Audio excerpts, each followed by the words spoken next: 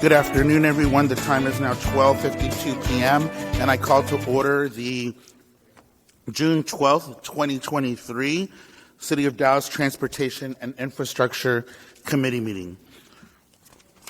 So if we can get staff to come up, they have a very short briefing, and then we'll open up the floor to questions from our colleagues.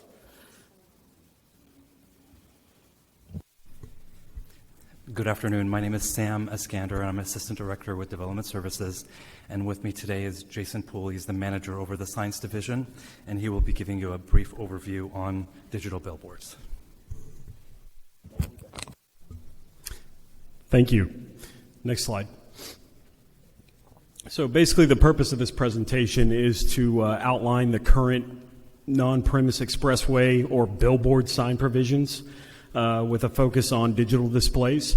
We'll highlight the observed public concern and any operational issues, and we'll provide an overview of the LED technology trends since the ordinance was originally incepted in 2011 and the impact on the actual digital billboard displays. And we'll detail industry, could you go back a slide? Detail an industry proposal to amend the current digital billboard provisions that was provided by one in particular entity. Next slide. So there is a hierarchy of provisions that dictate the billboards within the City of Dallas. These start at the federal level with the HBA Act and the federal state agreement, and then the state regulations, which are in Title 4321.I. And we have a certified city program. Basically, under this certified city program, we provide an inventory to the state. We provide reports. We provide links to our ordinances and contacts. And in exchange, they allow us to collect fees and regulate the billboards within the City of Dallas. The next level is the City of Dallas provisions. These are located in Chapter 51A. And Chapter 52. Next slide. So the top level regulations, these are the federal and state maximums. These signs are allowed in commercial and industrial zones. The maximum size is 1,200 square feet and an 85-foot overall height. They do have a minimum spacing distance of 500 feet. This is between signs on the same side of the roadway, as well as from certain public features such as parks or designated areas like forest or historic areas. They do not allow flashing, movement, or glare, and message display is limited to a minimum of 8 seconds. And all brightness must auto-adjust based on ambient conditions. There are a few others, but we'll cover that in the local regulations. And again, these are the maximum allowances that can't be exceeded by any local code. Next slide, please. So basically, the Dallas Development Code, which is Chapter 51A, prohibits all billboards, and any existing are considered non-conforming, which means we don't allow new ones. This is digital or static alike, and any that are in place now are allowed to be repaired or maintained, but cannot be expanded or changed in any way. We do allow them to be relocated if a government entity does come in and take the land in which it's on. Relocations do provide some provisions on those. They cannot be more non-conforming than they are originally. There are proximity limits that go above and beyond the state, which constitute the Trinity River or non-business zoning districts, public parks, historic districts, and a few other areas, the escarpment zone. Some of these can be changed by SUP, but only for static boards. There are some additional limits in terms of location towards intersections or ramps or certain travel lanes or the right-of-way in general. Dallas limits the size on new relocations to 672 square feet and a 50-foot overall height. There are provisions that allow them up to 80. No new relocations are allowed on the George Bush Turnpike. Next slide, please. So in June of 2011, Council authorized the use of digital displays on existing expressway signs. Again, these are on the highway only. It required a 3-to-1 exchange and the elimination of the exchange structure. So basically they traded in 3 square feet of static display for 1 square foot of digital display. It limited the locations of these signs to 50 expressway structures. There are additional spacing limits on signs on the same side of the roadway. Again, they do have other spacing limitations which are consistent with the relocation, but do not allow SUPs for those. There are some operational requirements. They echo the state. They are required to auto-adjust for ambient light conditions, and they're protected from end-user manipulation on brightness. We require a rapid fault response where an operator must respond within an hour of notification, and they do allow emergency info display. Next slide, please. Okay. So the amendment was requested by Clear Channel. It resulted in the installation of 49 digital structures, removal of 461 sign structures that were traded in. Most were on small arterial streets. And 877 total non-premise signs remained in the city. It was allowed a sunset in August 2016 with no changes. The sunset essentially prohibited any new digital signs. So after the sunset took place, no new digital could go in. What was there was what was allowed. Next slide. This is an overview of our current certified city inventory. We currently have 811 total signs in the inventory. 772 are up to date on annual registrations. There are 49 digital structures, 79 of which are the faces themselves. And there's a breakdown of the companies that control the digital faces. Next slide, please. So some of the public concerns in doing a 311 query from 2018, usually what comes up is brightness. There were 2. Clutter and location, there were 2. Maintenance, there were 10. Content, there were 5. Some of the industry-related concerns are that these provisions have sunset, so there's no option for new operators or new boards in general. The locations are becoming limited with future highway expansions and certain restrictions on railroad right-of-way relocations. Expansion options are very restricted. There's also restrictions in 51A 7.702, which is our non-conforming maintenance and repair provisions. Basically, they're allowed to repair structures up to a certain extent, but structures themselves cannot be increased.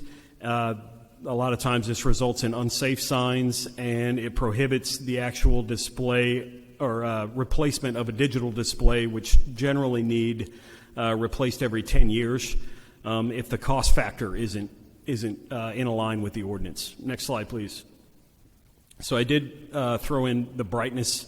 The Federal Highway Administration has released some reports. These are subjective and have been used to interpret both sides. Generally, they indicate that the impact of a digital board on a driver is not significantly greater than a static sign. I did include that current federal and state regulations specify that lighting intensity can't cause glare, and that's basically the extent that they put in there. We got our intensity standard based on an ISA or an International Sign Association study. Next slide. So since 2011, there have been several advancements in technology, all leading to larger, more versatile displays that offer enhanced integration and a widened range of creative applications. Overall, they have improved in their efficiency and their power consumption. They're increasingly affordable. They have enhanced resolution capabilities, which means sharper, brighter displays. They've reduced their display weight, and in some cases as much as 75%. And advances in computer and data connections. Basically, all of these signs have computers inside of them with data connections. They're essentially large displays. Next slide. So benefits over digital and static. With digital, they don't have face change-outs, so there is reduced waste. They are allowed to be remotely functioned, and they're less prone to fading and damage. As far as static goes, there's no brightness or software issues. more exposure time for each message, and they do use less power since there's less lighting. Next slide, please. So the industry has proposed some changes, basically just a giant overview. They seek to allow 25 new digital signs through initial fee and structural beautification. Just an initial staff observation, we would suggest an examination of the number of the proposed digital sign count. Request that beautification specifics include an emphasis on artistic, enriching, and public serving standards, encouraging additional amendments to operational lighting, the maintenance of non-conforming signs, and the relocation provisions. Next slide, please. These are some potential structure beautification concepts based on things we've seen out in the public. A lot of these came from other states or even other countries. Next slide. And again, a few more instances. Next slide. These we would generally not recommend as structural beautification. Essentially, these are just masonry pole covers. Next slide. Next steps would be to provide staff with direction. One option could be to consider a memo for an authorized hearing. This would be to amend Article 7 of the Development Code with a consideration to allow additional digital non-premise signs in 51A 7.308, clarify non-conforming sign repair and maintenance in 51A 7.700, examine or relocation provisions for signs in 51A 7.307, and examine lighting provisions for digital displays. If this route did take place, staff would draft conditions. It would be heard with the Special Sign District Advisory Committee, City Plan Commission, and ultimately Council. Next slide. And that concludes the presentation. Any questions? Thank you very much for the presentation. Colleagues, this is mainly informational, but it does require a motion at some point. But we want to open up to questions so you can ask them at this time. So, Chair Schultz, you have your light on already, so I'll let you get started and we'll let everybody else go through theirs. And we do have some representatives that maybe would be able to answer some questions if staff isn't available, but mainly this is about our process as what would happen through the City of Dallas if we wanted to allow or make any changes to this. That's all that this is. So, Chair Schultz, you have the floor. Yeah, this is actually, I guess, for the planning staff.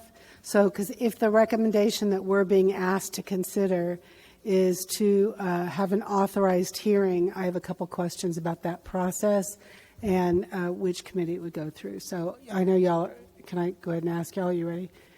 So first of all, if it's an authorized hearing, where would this code, do we need a full code amendment? How does this fit into the overall backlog with authorized hearings?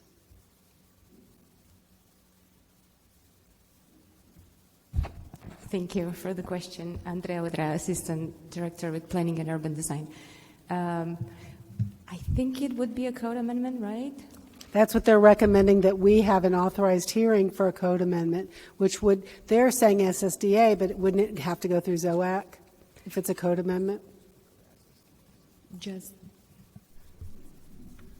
So generally, code amendments do go through ZOAC. With signs, they tend to go through SSDAC. We have had in other instances where CPC could make a recommendation for it strictly to go through one or the other.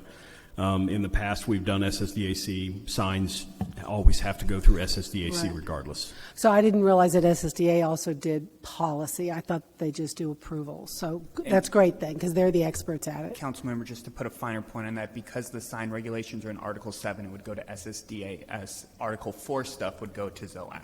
Okay, CPC so rules. great. And then I just want to also clarify, so on this, so you're asking for this, how long do you think this process will take just to manage expectations from the industry? So generally, I would be the one handling the actual amendment itself. I would say 6 months, just to throw out a ballpark. It depends on what the committees look like and where it goes with the committees. But, I mean, generally, I think we could be on it relatively soon. And then I have two quick things for you, Mr. Poole. One is faces, meaning the image changes on the digital. Is that what that means? In the presentation, the faces meant one side of the structure versus another. Some structures have one face that's digital, some have two, some have three faces, one digital, two static. Like, it just depends on the configuration. So anything in the presentation that was referred to as a face is the actual face on the structure. And then will the authorized hearing also include the fact that there's what happens now for the 20% that I know you said are static but that are not registered? We have conducted an extensive inventory of those to determine that number.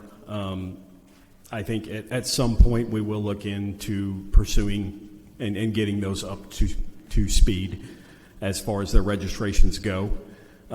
If they were to want to be in on this conversion, they would have to come to current on their registrations.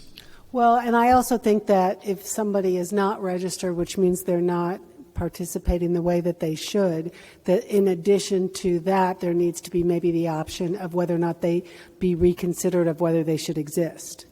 So can we, as SSDA is looking at that, can we look at all of, the whole thing on signs while we're at it?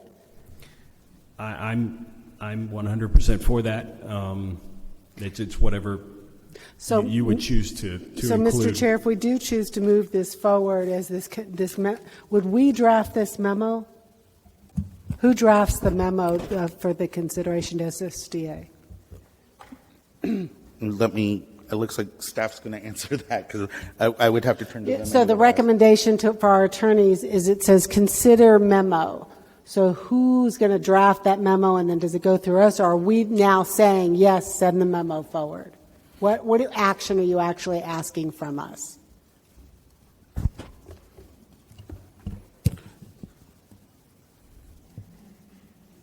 It looks like staff's conferring. So that way the general public knows that nothing's just paused or you Just digitally it and freeze.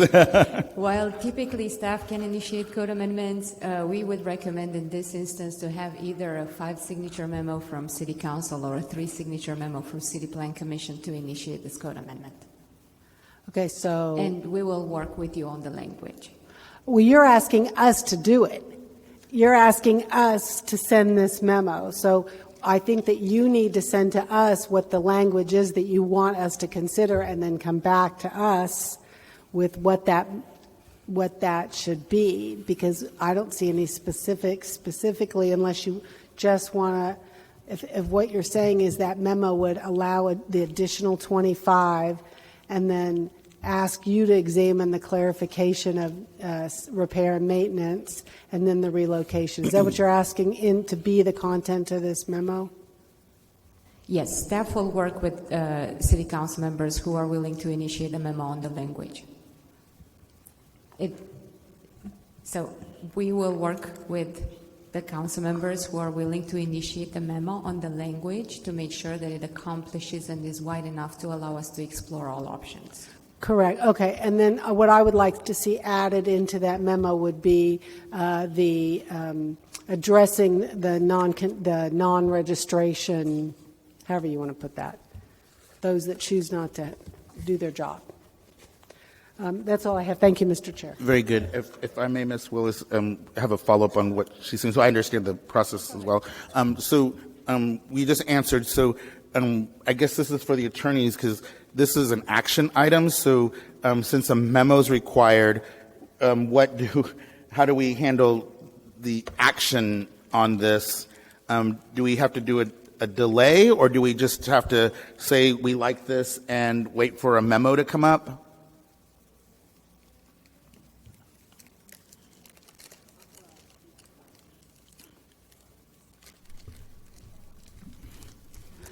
Could you bring up slide 18?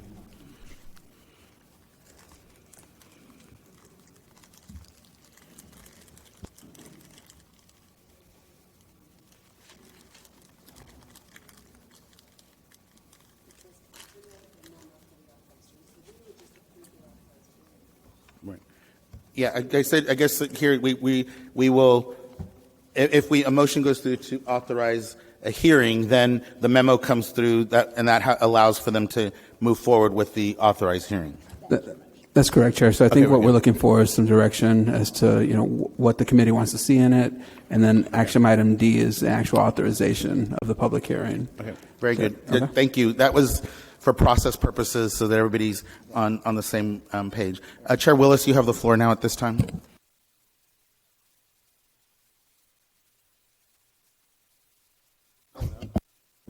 Hello. Okay, thanks. I'm supportive of exploring this and seeing what we could find out about this. I mean, I'm an ad industry veteran and remember how exciting it was going from paper to vinyls, and now I see vinyls on the tollway that are drooping and dragging and faded and really don't look good. And so I'm excited about the prospect of being able to move to this, and just sounds like we're going to be doing our due diligence on it. I'm really excited on slide 9 to understand the inventory more completely. Because I know Outfront Media has been supportive in helping the city with messaging, and so I'm going to inquire with our communications group about what Clear Channel is doing, since they have such a large segment of the market. But thank you. I'm supportive of moving this forward. Mr. Atkins. Okay, of course, how many digital billboard do we have in the city of Dallas?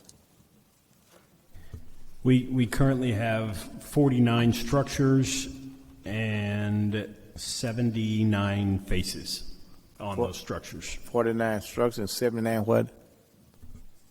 79 faces. So we can put another 30 faces? Is that what you're saying? Are we saying 79 faces and 49 billboard? Are we 30 faces we can add to it? Is that what you're saying? Well, with the sunset, we're not allowed to add any digital faces. If the sunset weren't in place, then we could potentially add multiple faces to those 49 structures. Some of those structures have 3 faces. 3 faces, right. So therefore, since there's a sunset on these billboards, do we need to revisit our sunset? That would be something that is included in the current proposal, but yes. Is there a timeline on revisiting the sunset in this proposal? I believe that original proposal included, it was either a 5 or a 10 year. Generally, they run about 5 to 10 years. Do we Just know? Depends on individual cases. Do we know? We should know. It's a sunset. Do we know when the sunset's up? When we for the revisit? Do anyone can answer that question? So the one in their proposal is for 2028, July 31st, 2028. So it's 5 years before we can visit. Is that correct? Is anything we can change to move that up? So as an authorized hearing, everything's on the table. This is just something somebody proposed. We were asked to give a briefing over it. If the authorized hearing takes place, we'll conduct research and give our best recommendation and provisions. And, I think, I'm looking at billboards now, in the past, with the vinyl and the paper on the billboard, you got to change them so much and it's outdated. You put something up today and outdated the next day. You look at an ambient alert, what's going on, public information, public hearings going on. So I think that we need to look at it, Chairman, to find out how do we undo the sunset. I mean, that was a different, they are not billboards that look cluttered, on the freeways. I know on 35 right now, the billboards there now, you can't see them, so they got to be changed because they're obsolete. Because I don't know, when we do the deck park on the Southern Gateway, you might have changed those billboards also. So therefore, I think we need to look at how we go to the 21st century with a digital billboard, because I know when 5 or 10 years ago, it was a different story, but we got to look into the future. So I think that in this authorized hearing, we still should look at how we adjust the sunsets on some of these billboards to go digital. Thank you. Very good. Thank you. Mr. Moreno. Thank you, Mr. Chair. I'm ready to move forward with this. I do have a couple of questions, though, or comments, rather, is on the being able to control the brightness with bird migration. Would these billboards have that capability to lower brightness? Yes, currently we require that they have a sensor that, based on the ambient lighting conditions, it does lower. That can be programmed in probably pretty much any way. Like if there's certain times of year where that would become a factor, I believe they can factor that into their algorithm that adjusts the brightness on those boards. Okay. And then as far as also addressing CBD area, making sure that we're not all concentrated in one area, we'll have spacing limitations. There are current spacing limitations, and that's something that would be further explored if needed. Okay. And as the digital world continues to change, have we seen an increase in development where we used to have the old signs, where those are coming down, and now development is able to happen because those used to be placed in such areas where it would prevent, because the leases were so long. Do we see that there's more development where those used to be? I would need to do some additional research, but in general, I have seen some areas where sites only had signs on them, and now they have additional development, and there's friction there because of the signs and the buildings themselves, between the visibility and the building. In general, probably so, but I need to do some additional research. Thank you. Mr. Chair, I'm not sure if we have more committee members to go, but I do have a question if you are looking for a motion on this. Let me check, because I do have one outside committee member. Mayor Pro Tem, do you have any questions? No, not at this time. Chair Blackman, do you have any questions? Okay, just wanted to be, yeah. Any other committee members, do you all have any questions at this time? Mr. Moreno? Thank you. you. Have a motion? I move to move this forward to an authorized hearing. We have a motion on the floor and a second to move this forward to an authorized hearing. Is there any discussion on this? Chair Schultz. Quick point of information, and that is, so then will we get a list of what's included in the authorized hearing, or is it everything that has to do with signs? They would be specific to the briefing that we've had, right? But let me make sure staff's correct. We can work up a memo, and then if you want to add additional items, we can work on the language on that as well. Perfect. Thank you. Very good. Great question. Any other questions? All right. Very good. At this time, there's no more discussion. All those in favor of moving this to an authorized hearing, please signify by saying aye.